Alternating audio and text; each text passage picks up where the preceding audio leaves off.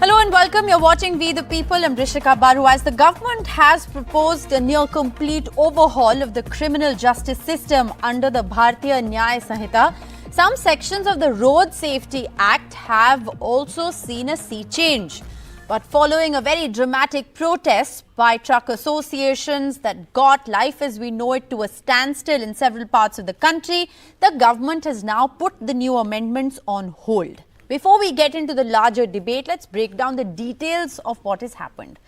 Under the new law, there were many changes that were made specifically to the hit and run cases, which roughly account for around 15% of all road fatalities in our country. Under the new law, a jail term of up to 10 years or a fine of 7 lakh rupees was introduced if a truck driver flees an accident spot or fails to report an accident to the authorities. The Indian Penal Code, the erstwhile Indian Penal Code, the punishment for this offence was only up to 2 years of imprisonment. So truckers, of course, were upset. They said that this is a law that was passed without any consultation with the stakeholders. They also said that this would expose drivers to exploitation if they are unfairly accused. Further, many also said that they feared being lynched at the accident site if they didn't flee from there.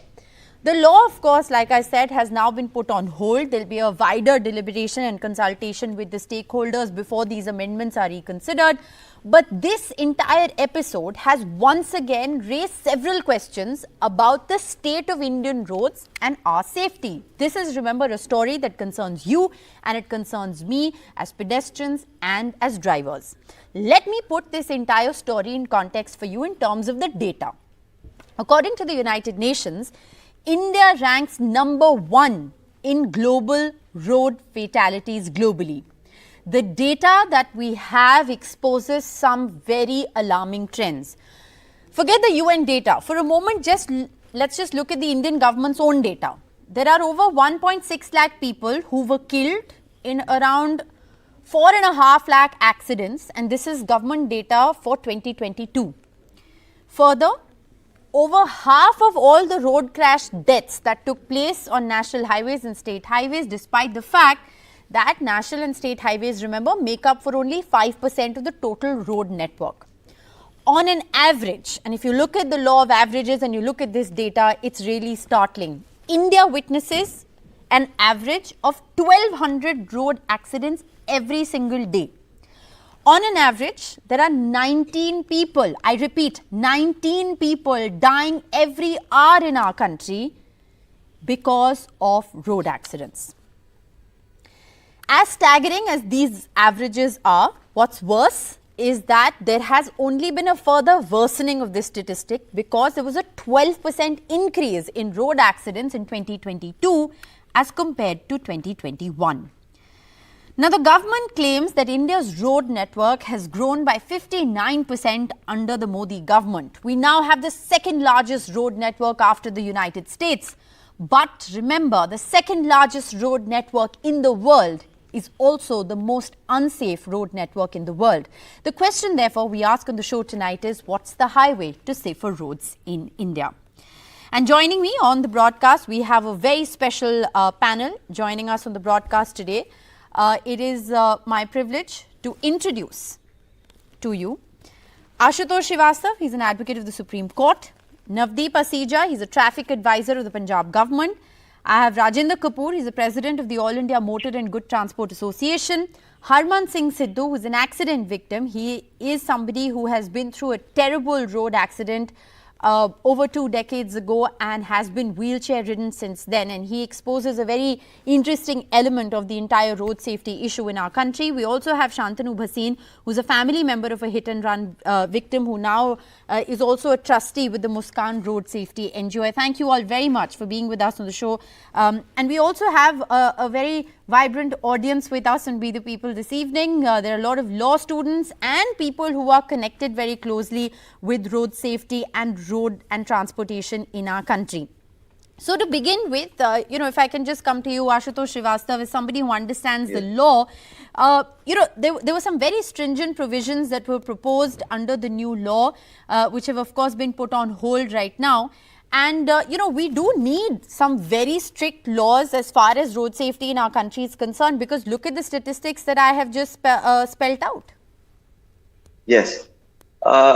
See, what I would like to say here is that in India, as you rightly stated, the number of accidents and also the number of people dying, and we are almost leading in the entire world into such kind of fatal accidents and deaths. And in many of these cases, when the vehicle driver runs away from the spot, the person who dies or is injured is not given proper medication, and the person dies also. And on the other hand, suppose the vehicle which hit that person is insured under the third party insurance, and accordingly the insurance company could have paid under the MSCT, motor accident company tribunal, could have paid to the victim or the family, but it is not paid because the vehicle is unknown and the person who was driving is unknown, and consequently the insurance policy is Right. also not known and it is not claimed by the victims or the victim's family. So ultimately it was a loss in the financial way also, because the earning member Okay. if dying in the family was also a loss. Secondly, that these kind of accidents were not properly reported, and we have seen the data across the globe, like in US also. These are, there are stringent laws in other countries like Singapore, Sri Lanka. Yes. They have also increased the punishment from 2 years to 5 years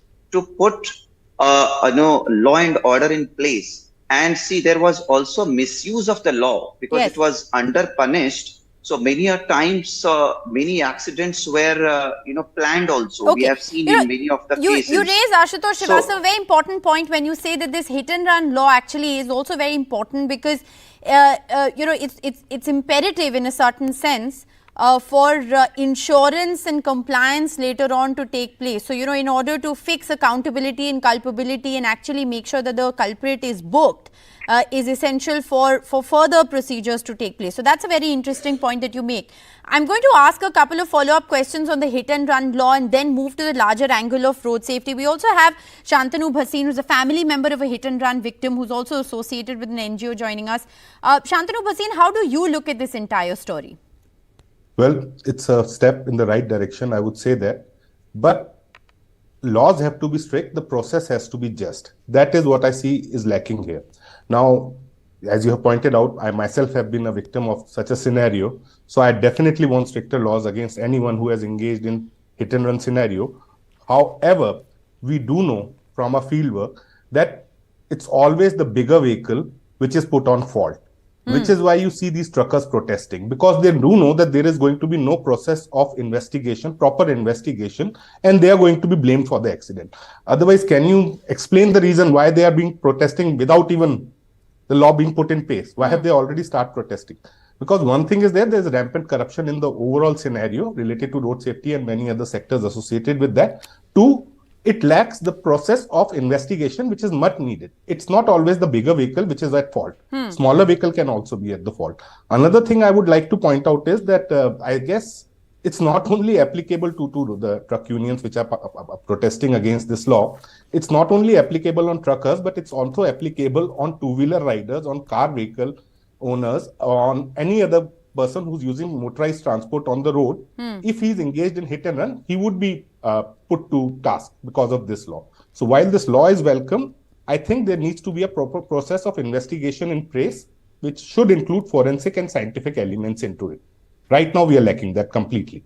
Okay, so you're saying that the law that was proposed is welcome, but it still has several lacunae that in a certain sense need to be that need to be looked at. I also want to get in perspective from stakeholders. So there was, of course, a protest after which the government very quickly, within 48 hours almost, has put this law on hold. Rajendra Kapoor is the president of the All India Motor and Good Transport Association. If I can come to you, how do you look at this new law? What were your main problems? Remember, hit and run is just a very small part of road safety. Like I said, the statistics show that about 15%, it's not a small statistic, but comparatively a small statistic, only 15% of fatalities are due to hit and run cases. What were your main problems with, the government increasing the jail term and the fine? Good evening. Madam, I just want to know, you have given the data. How many accident, the data you have given, taken place in the highways and in the city? You have not clarified that. There are multiple reasons to run away. Because if accident taken place in the highways, there are many villages and many places where driver is abandoned. And जो भीड़ होती है वो driver को मार देती है, आदमी को, जिसको the person who hit either by his fault or the bigger one fault. The public, local public, driver अगर वहां रुक जाता है तो ड्राइवर को छोड़ती नहीं. पता चला जिसको चोट लगी उसको तो इतनी चोट नहीं लगी, बट ड्राइवर के साथ बड़ा हादसा हो जाता है. Then if government fixes any responsibility towards drivers on highway, and अभी मैं आपको, sorry, I'm not that much good in English speaking. I am very no, sir, it's fine. You can please make your point in Hindi. No problem. अभी हम परसों आगरा गए थे, हम अपनी कार में थे. Madam, there are multiple places जहां पर कि बीच में से एकदम से इधर नो, मतलब कोई सेंस के लेफ्ट साइड से आ रहा है, कोई राइट साइड से आ रहा है, कोई भी कहीं भी घुस जाता है. तो then what will the bigger one say? उसकी क्या है? अगर आप थाने में कंप्लेंट लिखवाने चले जाएं तो थाने वाले कंप्लेंट नहीं लिखते. कई केसेस ऐसे देखे गए जहां पर कि ड्राइवर को इसलिए मार दिया गया क्योंकि उसकी गाड़ी ढाबे पे खड़ी है और कोई मोटरसाइकिल आके या स्कूटर आकर के उसमें घुस गया या कार घुस गई तो गांव वालों ने उसको मार दिया. नासिक का एक केस है, हमारे एक अच्छे ट्रांसपोर्टर मित्र हैं, उनकी गाड़ी को वहां पे ड्राइवर को जिंदा जला दिया गया. Who will pay for that? Who will be responsible for that? और एक चीज और मैं इसमें कंफर्म कर दूं कि यह अभी तक जो ये ट्रांसपोर्ट एजुटेशन जो भी हुआ है, this agitation was sponsored by drivers only. किसी भी ट्रांसपोर्ट एसोसिएशन ने very important points that you've raised. One is that, the mindset, so to speak, is always one where, the fault or the blame is squarely placed on the driver of quote unquote the bigger vehicles, which is why we saw truckers come out in such large numbers in this protest. The other very important point that you have raised is the concept of mob justice. A lot of times hit and run or, drivers tend to flee the accident site almost immediately because of the fear of being lynched. We have Gul Hassan Rizvi. He's a bus operator from Delhi. He's with us in the studios as well. You had a point to make. क्या होता है ऐसे typically in cases में? जी बोलिए, आपकी आवाज़ आ रही है. मैम, मैं बस ऑपरेटर भी रहा हूँ और ड्राइवर भी रहा हूँ. जो आजकल जो एक्सीडेंट होते हैं वो ज़्यादातर जो है दूसरे की गलती से होते हैं. ड्राइवर जो घर से अपना निकलता है तो वो अपना दिमाग को शांत करके निकलता है और ये सोचता है कि मैं जैसे घर से सुबह ठीक ठाक निकला हूँ ऐसे ही शाम को अपने बच्चों के पास पहुँचूँ. ड्राइवर एक स्कूटर ड्राइवर भी है, बाइक ड्राइवर भी है, कार ड्राइवर भी है. तो हर आदमी को, हम लोगों को ये सोचना चाहिए कि अगर हम अपनी गाड़ी को चला रहे हैं तो उसको कम स्पीड में चलाएं और अपने ध्यान से चलाएं, उसको ज़्यादातर ध्यान दें. और जो लिंचिंग का कारण ये होता है कि किसी भी बड़े व्हीकल से एक्सीडेंट हुआ है तो पब्लिक क्या करती है, पब्लिक उसको मतलब ये नहीं कि पेशेंट को ले जाए, जिसको चोट लगी है उसको ले जाए, उसको ले जाने के बजाय ड्राइवर के ऊपर ही चिपट जाते हैं. इतनी देर में चाहे वो दम ही तोड़ दे, मौके पे दम तोड़ देता है और ड्राइवर को इतना बुरी तरीके से पीटते हैं. तो इसमें कानून का संशोधन हो. मतलब सरकार से मैं यही कहना चाहूँगा कि भाई ड्राइवर कोई भी गलती नहीं करता है. ड्राइवर जब घर से निकलता है तो ये सोच के नहीं निकलता कि मैं गलती करूँ. गलती अचानक ही हो जाती है, किस कारण से हुई उसको इसी रीजन से उसे एक्सीडेंट बोला जाता है। Accident But बोले, ये जी। जो आप लिंचिंग का पॉइंट बोल रहे हैं, which Rajendra Kapoor has also highlighted, I think is an important one, that a lot of times they flee because of the fear of being beaten up or lynched by a mob of people. And like you heard Gul Hassan say, that from their point of view, it's also the fact that a lot of times people just take the law into their own hands, and want justice served then and there instead of actually helping the accident victim. I also want to talk about the other aspect of this before we bring in Navdeep Asija into the conversation to sort of broaden the scope of this entire discussion. I want to quickly get in a word from Harman Sindhu. He is a road accident victim. He had a near-death experience several years ago. He's been wheelchair bound since that accident. Harman, आप अपने accident के बारे में, tell us a little bit about your accident. What happened with you and how long did it take you to actually get help? See, my road accident took place in year 1996, October of 1996. That's nearly 27 years back. So first, I haven't seen a big change since that time till date. Right, as far as road safety is concerned, there are very what happened in your case? points. Can you tell us exactly what happened in your case? Coming back to that. Yeah. So I love going uphill in the mountains. I live in Chandigarh, which is very close to the Himalayan range. So I, along with my friends, have gone uphill. That's how we term it. So during one of such visits, the car rolled down into a gorge because part of the road was eroded. It was totally not there. So the car fell down. I was sitting in the back seat. So as a passenger, I had a responsibility as well. Yes. But we were four friends. Everybody else, thank God, was perfectly fine. But I sustained a spinal injury. So it took us around 2.5 hours from Chandigarh to reach that place, a very nice place called Renuka Lake in Himachal Pradesh. But it took us more than 12 hours to come back from there. Right. And the first lift that we got was from a truck. A truck driver was the one who stopped for us. So the whole hit and run thing is about not blaming the truckers, but Yes. he was the one who helped and stopped. Always thankful to him. And then it was a small pickup. Third vehicle was a van, which was supposed to be an ambulance, in which 6 feet tall person cannot lie down straight. So everybody knew that a person with a spinal injury has to lie down straight. But the only option we had was to reach a tertiary care hospital, that is a specialized hospital. So it took us more than 12 hours to reach back to Chandigarh. So we changed 3 vehicles Yes. and took so long. So that is one important aspect. So in this whole scenario of road safety, there are two things. One is the authorities and second is the road user. Yes. So whenever it comes to the road users, let it I be the think Motor Vehicle Act. Two important takeaways, and I want to take this to Navdeep Asija as well, because while of course we've talked extensively about the hit and run law, which is now, like I said, the new provisions have been put on hold. Hit and run is one constituent, one element of road safety that has highlighted a larger problem. Navdeep Asija, look at the story of Harman Singh Sidhu, a 6 feet tall man. 12 hours later finds some kind of a makeshift ambulance in which he can't lie down straight despite a spinal injury. This also highlights the fact that we have unsafe roads. You have Mr. Rajendra Kapoor, who made the point of, expressways that have been laid down in our country, but they still have these ad hoc entries and exits where you have people coming in all over. So it's also about the planning with which these roads are being made and what kind of emergency services are available despite this vast road network that we have. These are larger issues that need to be addressed. Yeah. Yeah, certainly. I mean, when it comes to the road accident, so it has 3 important components. One is the road, second is the road user, and third is the vehicle.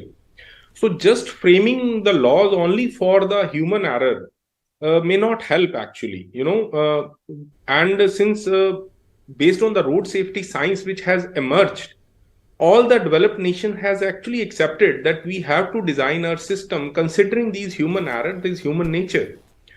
Unfortunately, this is not happening, and we are formulating the laws based on the intuition, not even a single data or any learning from the developed nation is supporting such kind of strict punishment.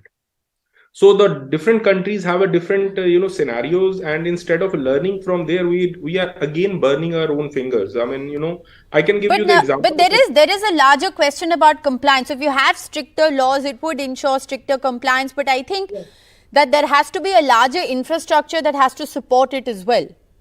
Yes.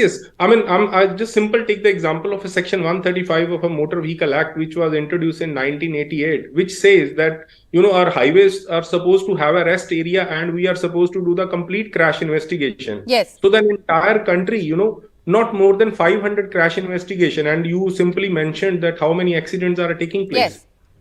You can imagine, that we don't have any experts in our country, and that subjective is not even being taught in our universities. Yes. I mean, in a proper way.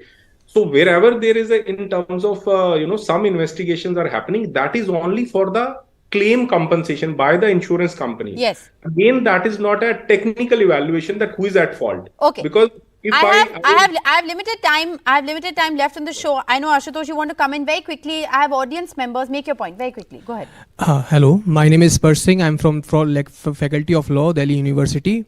I'm a law student, and I want to say that making law is one thing, and implementing and enforcing it is another thing. The BNS provisions are very relevant. As per my observation, I have saw the provisions over there. और जैसा कि मैंने देखा उसमें definition बोलती है whoever causes death of any person without whoever causes death of any person by rash and negligent driving and may escape by without reporting to the police official. So you agree with the provisions? You think we need stringent provisions? No. I am taking on it without reporting to a police official or magistrate, and soon after he escape it. And the punishment there is total controversy over the punishment and the implementation. What's your point? My point is that कि law बनाना एक बात है और जो law को implement करना है वो दूसरी बात है. जस्टिस एक मिनट में जो बीएनएस जो प्रोविजन है बोलो भारतीय न्याय संहिता वो न्याय की बात करता है. जस्टिस तभी इंसान को मिल सकता है जब दोनों चीजें होंगी, लॉ का enforcement plus law banana. Okay, great point. Anyone else? Yeah, go ahead. Good evening. My name is Hardik Dimania, and what my friend just said. So during my stint at Law Commission of India, while we were discussing these laws, so we were wondering that when a person causes accident, so at that point of time he's in a state of dilemma, like he just wants to run away. And like Rajendra sir said, so in that case there are two elements. First is he's causing accident. Second is that he's not reporting it to the police officials. Let's say he escapes from there, and later on, like in a short span of time, he reports it to the police officer. So there should be that provision. I think okay. Then I have a minute left on the show. Very quickly. Very important point that you made, that if it's reported later, it should not be counted as a hit and run, quote unquote. Yeah, it is not counted that way. You also have a point to make. Go ahead. Why the final verdict of any hit and run case takes so long despite having full that's evidence? That's what it all boils down to, doesn't it? Ashutosh Srivastava, I'll give you a very quick 30 seconds to respond. Ultimately, it all boils down to the justice system, doesn't it?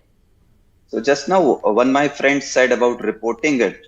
So it is basically reporting within the reasonable time. Yes. Now, if we see the Supreme Court's judgment in 2014, where in the case of Surinder Singh versus State of Haryana, it clarified that no sooner, it should be informed sooner means within the reasonable time. Yes, so within whenever the next, hours, I suppose whenever the next police station appears on the highway or the road or whatever. And I want to, apart from that, so that will be considered as a reasonable time, and that will be considered. Then second, 2 points more I want to highlight. One, that my one friend said that making laws for human error. See, first of all, I want to clarify that human error is not an offense here also. See, we are talking about negligence. Yes. See, negligence is something different. Negligence has to be You make proved. an important point, but I'm going to have to cut you short. Rajendra Kapoor, I have 10 seconds left on the show. Rajendra Kapoor. Thirdly, मेरा कहना ये है कि दो बातें हैं. Infrastructure बनाया जाता है तो उसको रूल्स एंड रेगुलेशन भी बनाने चाहिए उसको फॉलो करने के लिए. और दूसरा, क्यों नहीं गवर्नमेंट एक हेल्पलाइन नंबर पूरी इंडिया के लिए जारी कर देती, जिससे कि ड्राइवर अगर किसी से गलती हो गई, देखिए रोड पे चलेगा, जानबूझ के कोई नहीं मारता, तो वो उस नंबर पे इन्फॉर्म कर दे कि मेरे Very good point. Very good point. These are practical solutions. I'm afraid I'm completely out of time. It's an issue, like I said, which concerns you and me. We'll continue to talk about several such issues here on We the People. If you've tuned in tonight, thanks for watching.